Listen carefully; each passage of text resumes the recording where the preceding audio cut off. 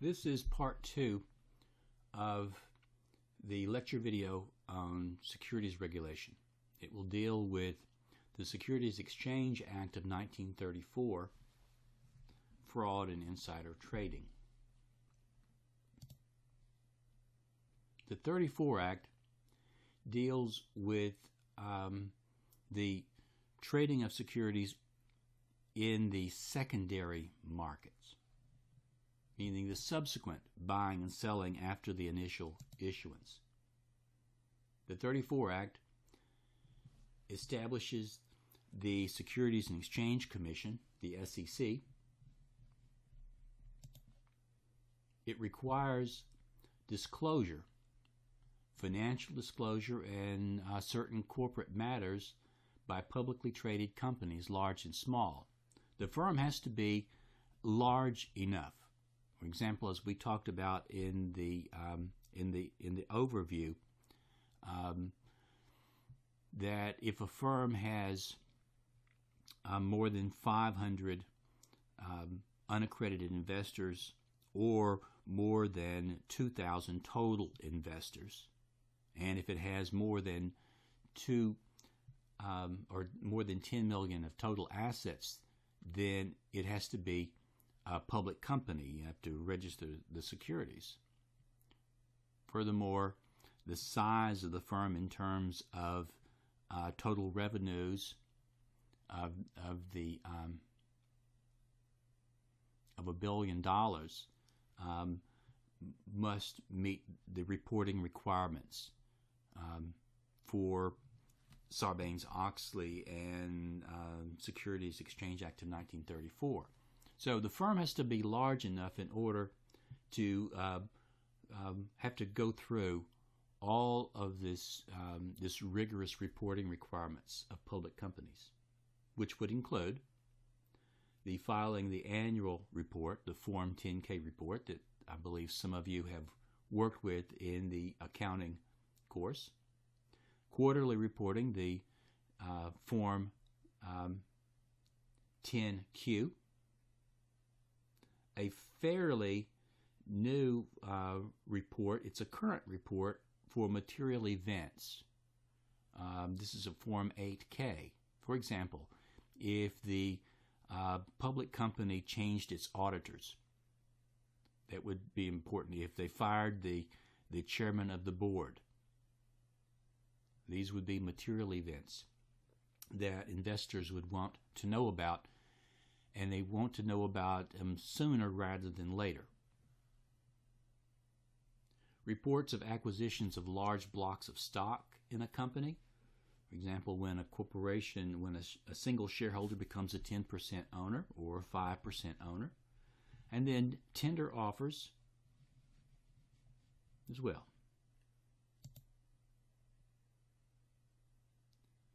The Securities Exchange Act regulates the day-to-day oversight of the publicly traded companies. They do this through the SEC. There are certain problem areas under the Securities Exchange Act of 1934. Tender offers. Now, when we talk about tender offers, these are corporate takeover attempts through sufficient stock acquisition to take control of a target corporation.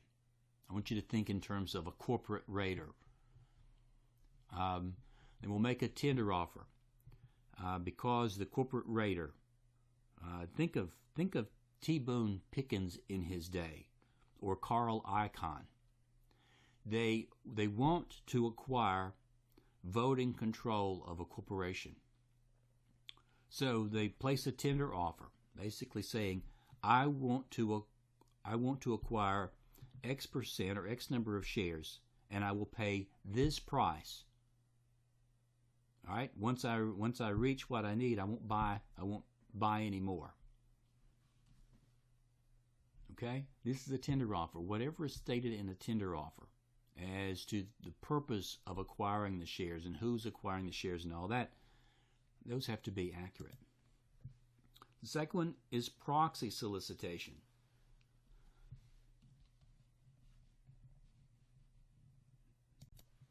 With proxy solicitations, and most of you understand the notion of proxy, it is allowing someone else to do the work of someone else.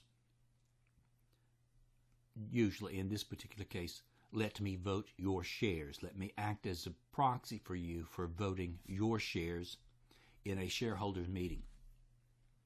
Under Section 14A of the 34 Act, it prohibits a person from making a material misstatement of fact or omission in a proxy statement or solicitation of a proxy statement. The most important of all of them is security fraud, however. Section 10B deals with reporting, fraud in reporting, and insider trading. Working hand in hand with Section 10B is SEC Rule 10b-5. Under securities fraud, we also have another provision of the 34 Act, and that is insider trading under Section 16. More on that in just now. When we talk about Section 16 insider trading, this is more mechanical than your typical type fraud. Section 16 regulates insiders, and these insiders, for Section 16 purposes, insider trading purposes, are shareholders who own more than 10% of the stock of a publicly traded company, or who is an officer or director or a fiduciary of the company. And Section 16 makes the trading by these insiders illegal. These insiders are liable for short swing profits. And this is more or less a strict liability. A person will have short swing profits, an insider will have short swing profits if there is a sale within 6 months of the purchase. In essence, there is a presumption that the insider relied on material inside information in making this sale. They are illegal, and the profits can be recaptured by the issuer corporation. For the insider, this can be a very onerous thing. It may not just simply be giving disgorging of the profits, because the profits that have to be disgorged may be phantom profits. Under Section 16, the recaptured profits is measured by the lower cost for the security matched against the highest sale price. And there's no netting of any profit or loss. Hence, you can have phantom profits that have to be disgorged, meaning you get into the money of the insider trader. There's no right to file a derivative shareholders derivative suit where attorney's fees. There is a right. You can file under Section 16 a derivative action lawsuit against the insiders who have these profits. And again, this is a strict liability. There does not have to be any proof that the defendant, the insider, actually used inside information, as long as it falls into these short swing profits. There are both the civil penalties and the criminal penalties and fines. Now, much more important and much more onerous and much more of the case much more frequently is Section 10B securities fraud. SEC Rule 10b-5 defines the unlawful act. Employment of manipulative or deceptive practices. And I quote from Rule 10b-5, it shall be unlawful for any person, directly or indirectly, by the use of any means or instrumentality of interstate commerce, or of the mails or any facility of any national securities exchange, to employ any device, scheme, or artifice to defraud, to make any untruthful statement of a material fact, or to omit to state a material fact necessary in order to make the statements made, in the light of the circumstances under which they were made, not misleading, or to engage in any act or practice or course of business which operates or would operate as a fraud or deceit upon any person in connection with the purchase or sale of any security.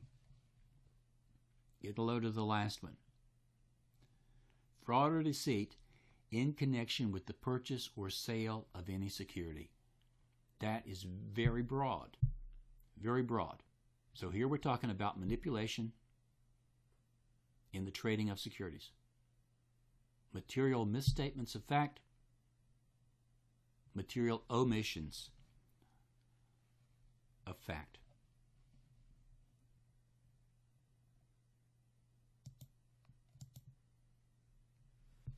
So what does all this mean under Section 10b and Rule 10b-5?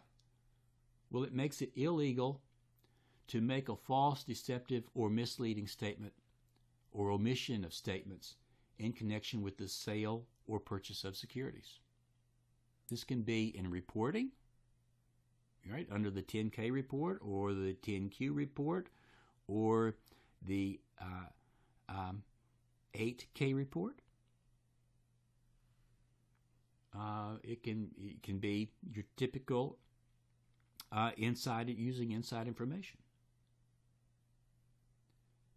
To flesh this out, accountants many times are sued under this statute because of errors in performing the audits of these publicly traded companies. Many times the accountants are the only one left with any money, and therefore the injured shareholders or the injured creditors simply reach out and sue the accountants. Now, in such case, where the accountants are sued, scienter is required for accountant's liability, meaning there's got to be a proof of an evil intent, of an intent to defraud. Simple negligence does not show this scienter, this intent to defraud, meaning it's not enough. If it's recklessness or if it's willful and wanton behavior in botching the audit or intent, right? Or as in the Hochfelder versus Ernst & Ernst case, the Supreme Court case from 1976, or as they said in a footnote in Hochfelder, maybe gross negligence will create liability. Now, it should be noted also that accountants may very well be liable along with officers and directors or other managers of the corporation, fiduciaries, under the Foreign Corrupt Practices Act amendments to the 34 Act. Remember, the Foreign Corrupt Practices Act makes it a felony for a U.S. company to pay a bribe to foreign officials. Well, under Section 10b of the Securities Exchange Act, then the manipulating of the financial statements, i.e., typically the hiding of the fraud, right? The misclassification of the fraud in the books and records in the financial statements becomes deceptive and fraudulent, and therefore there can be prosecution under the Foreign Corrupt Practices Act with sanctions under the Securities Exchange Act, Section 10b, and the the fines are much greater. I'll give you an example. Some years back, Siemens AG, the behemoth German company, committed some bribery of some Brazilian officials over a telephone system in Brazil, and they paid a lot of bribes, and they attempted to cover it up, and they sued and all that. Now, obviously, Siemens is traded on the New York Stock Exchange, and by virtue of being trading on the New York Stock Exchange, they're subject to the regulation of the Foreign Corrupt Practices Act and the Securities Exchange Act of 1934. The United States Department of Justice fined them $800 million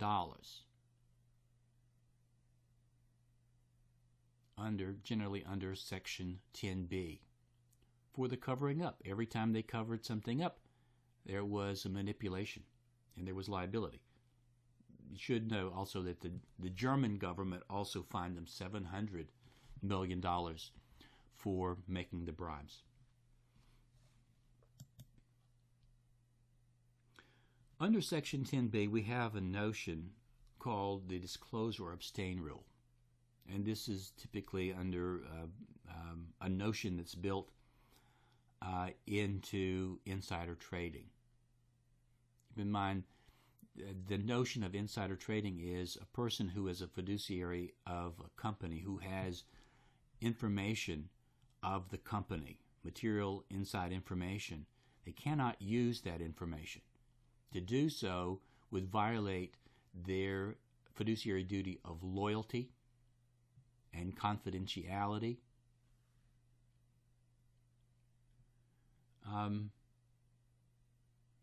The disclose or abstain rule says that a company must disclose to everyone or to no one at all. A fiduciary cannot use this inside information. Let me give you an example of a case. It has two elements to it. This is the SEC versus Texas Gulf Sulfur. This was, to loosely put the facts of this case, Texas Gulf Sulfur was a mining company.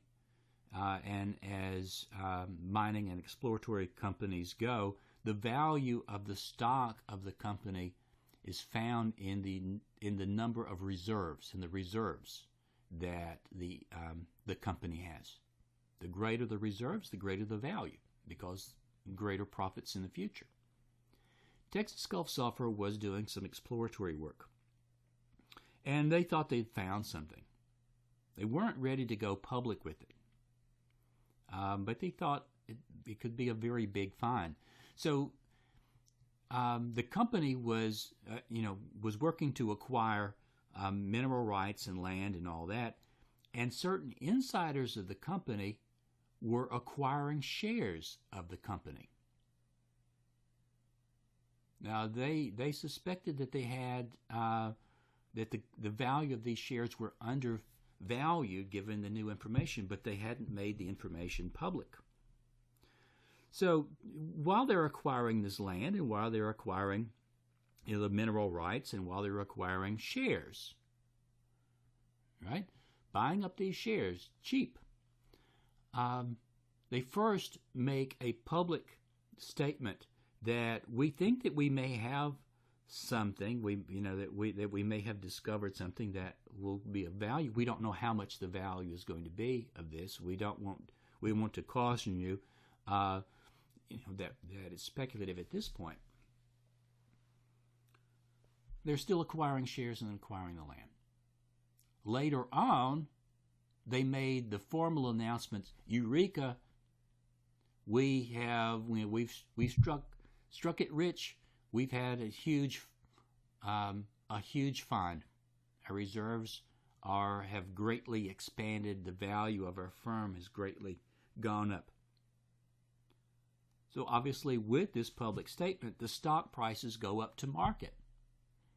And they had been deflated up to that point.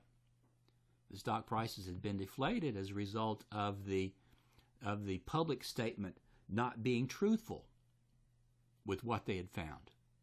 In essence, the half-truth. Well, the lawsuit started at that point. The prosecution by the SEC started. And it's under two grounds. And this is an opinion of the Second Circuit Court of Appeals.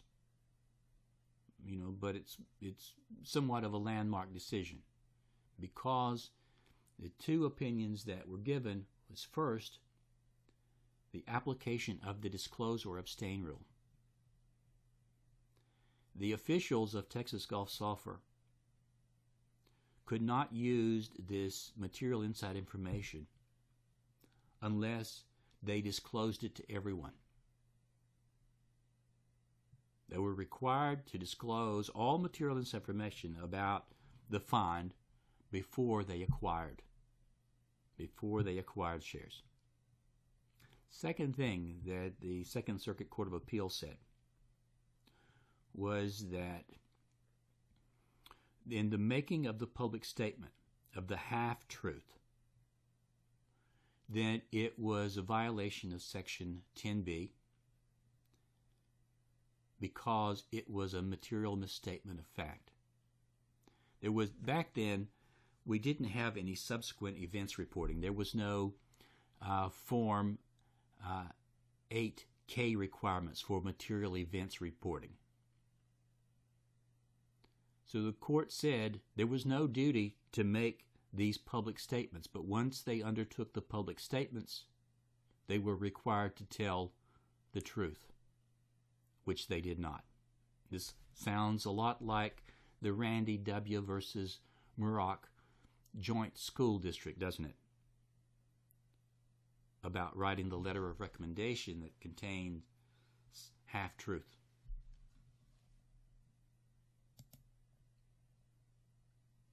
Now, what is a material? What is a material statement, a fact? What's a material fact?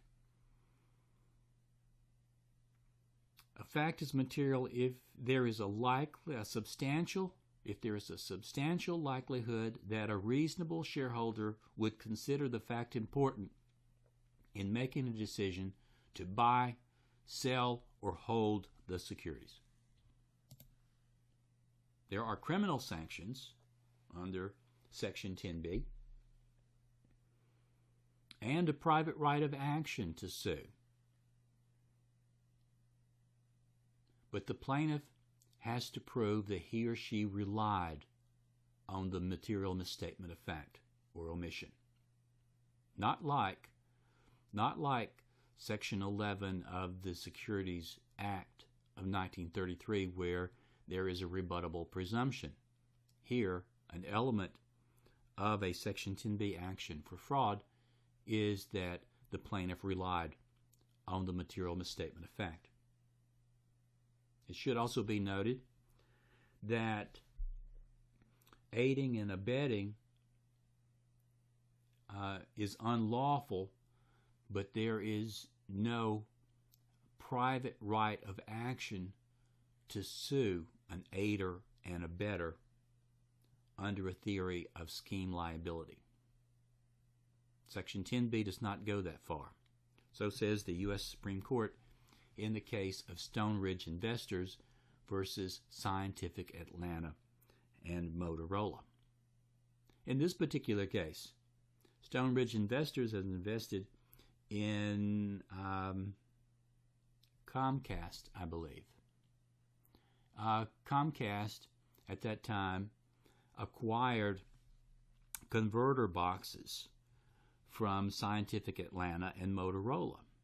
Comcast was not meeting its revenue requirements. Now, when in the acquisition of the converter boxes, what you would do is you would have a trade-off, a bartering of services of Comcast with the providers of the box, i.e.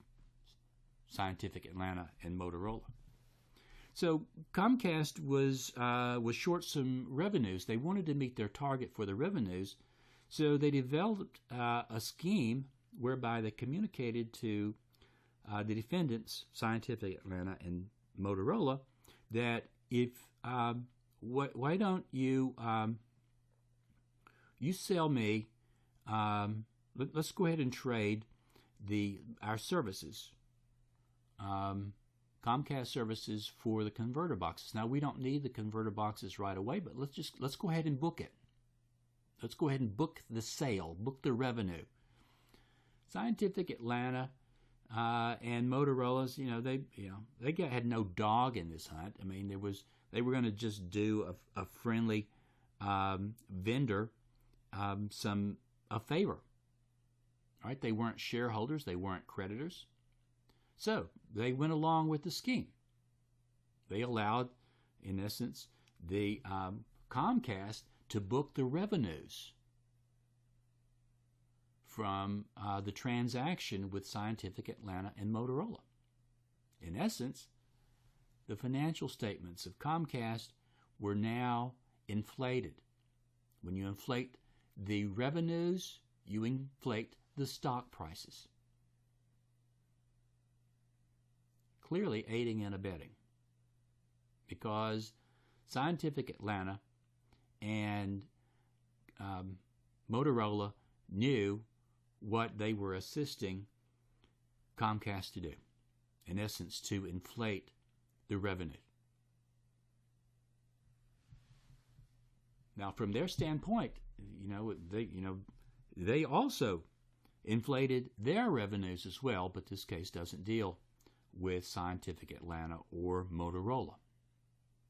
All right, this is strictly a 10B action, Section 10B action against Scientific Atlanta and Motorola for their effects, their participation in the scheme of inflating and manipulating the stock price of Comcast. The U.S. Supreme Court, Scalia wrote the opinion, held that Section 10B does not give a right to sue, a private right of action, to sue an aider and abettor. Well, some theorists, in particular, Professor Prentice, who is a securities regulation specialist at the University of Texas Business School, wrote a nice law review article on this, and I heard him speak, and he lambasted Scalia and the court for not finding liability. But as I told Prentice and the group at the paper presentation at the Academy of Legal Studies and Business, that it's consistent with what a conservative court does. Scalia, in his opinion, says if Congress wants it changed, Congress can change the law. This is strict construction. You apply the law that's written within the legislative enactment. You don't go farther than that. Clearly, it's one where the Congress, in essence, got it wrong. Let's look at insider trading. Let's look at insider trading from the misappropriation theory.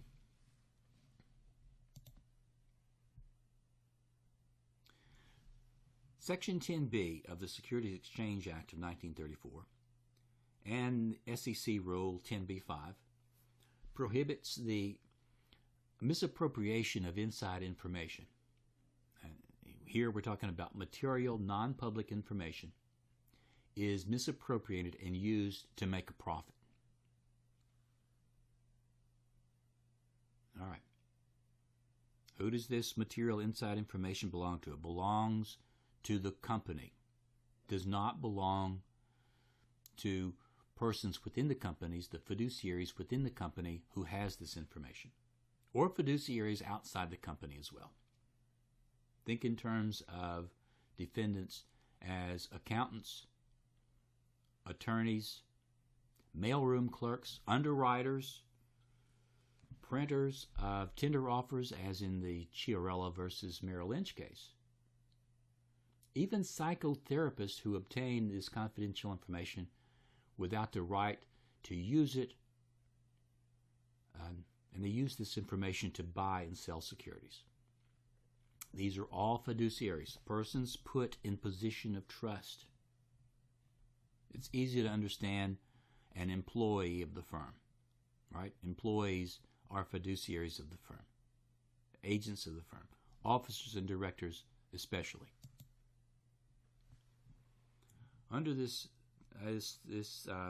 misappropriation theory, under Section 10b and SEC Rule 10b-5, it prohibits tippees from using information obtained from an insider if the tipper knows or should have known that the tipper is an insider who is a fiduciary and has breached his fiduciary duty to the company. This is the basic rule for tipper-tippee liability. First, the tipper has to be a fiduciary, a person put in the position of trust, who has this material inside information. The tipper must give this information to the tippee.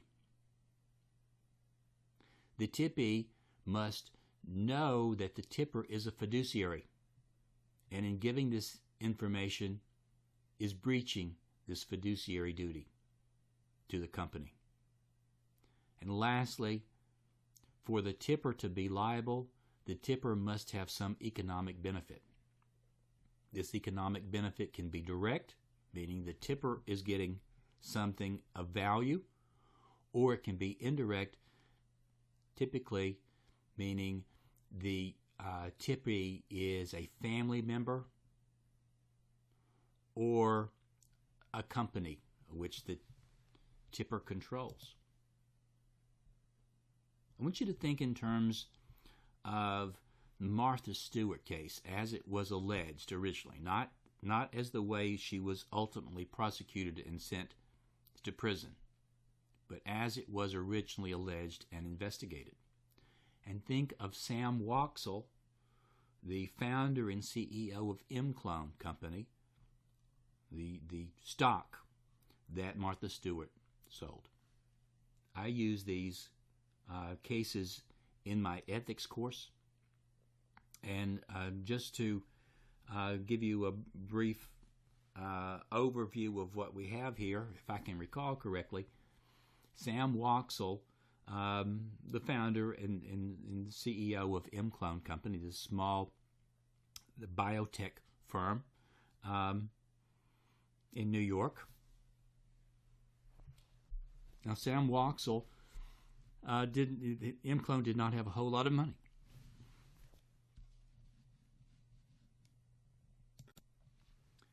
M-Clone didn't have a lot of money.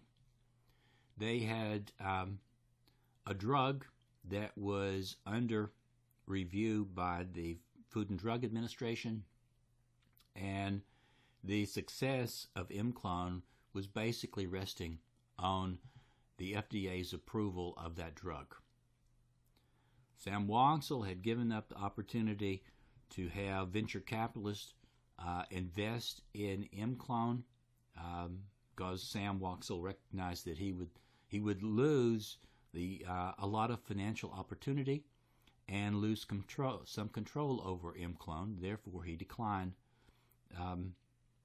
having venture capitalists invest in M-Clone. On this sad day, the Food and Drug Administration notified Sam Waxel of its rejection of the drug. It would not approve the drug. And of course, Merrill Lynch was the underwriter, so Merrill Lynch immediately knew as well. Merrill Lynch was also the stockbroker for Sam Waxel and Martha Stewart. Martha Stewart owned a small amount of M-Clone, $40,000, $50,000, $60,000, not a lot. Sam Waxel, after hearing this information, it had not been disclosed publicly, right? The registrant for the drug that was being evaluated for approval would know first before the public would find out about it. So before the public found out about the FDA's rejection of this drug, Sam Waxel ordered some stock to be sold, family members to sell the stock, to dump the stock in M-Clone.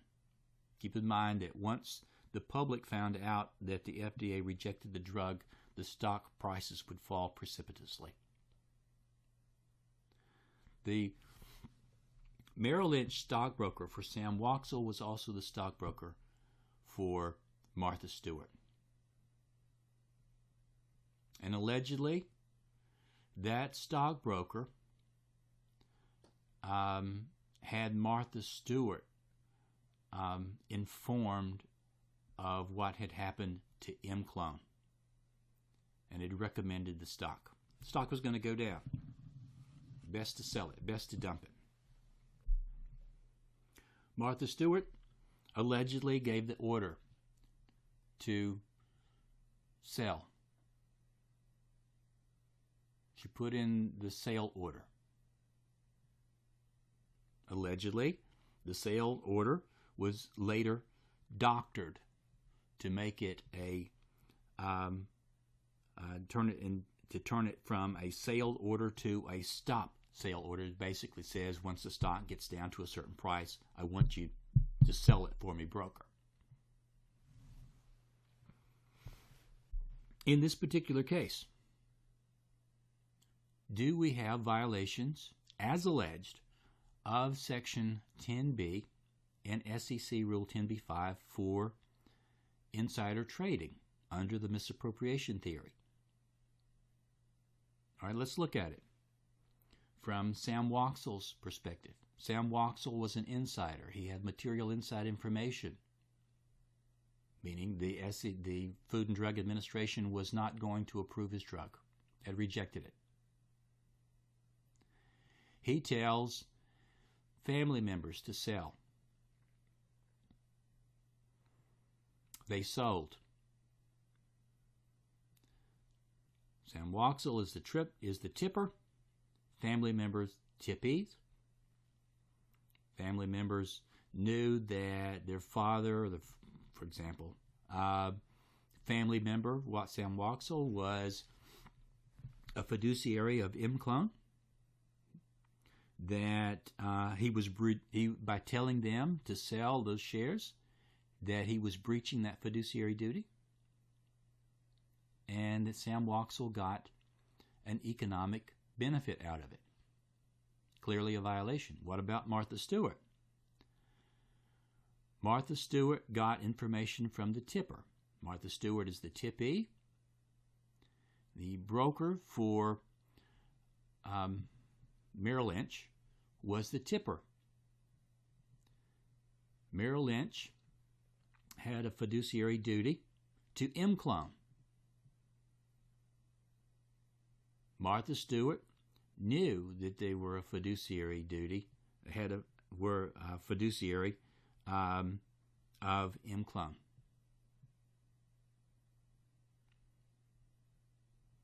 She sold the shares. M-Clone, or Merrill Lynch, got an economic benefit because they had broker's commission.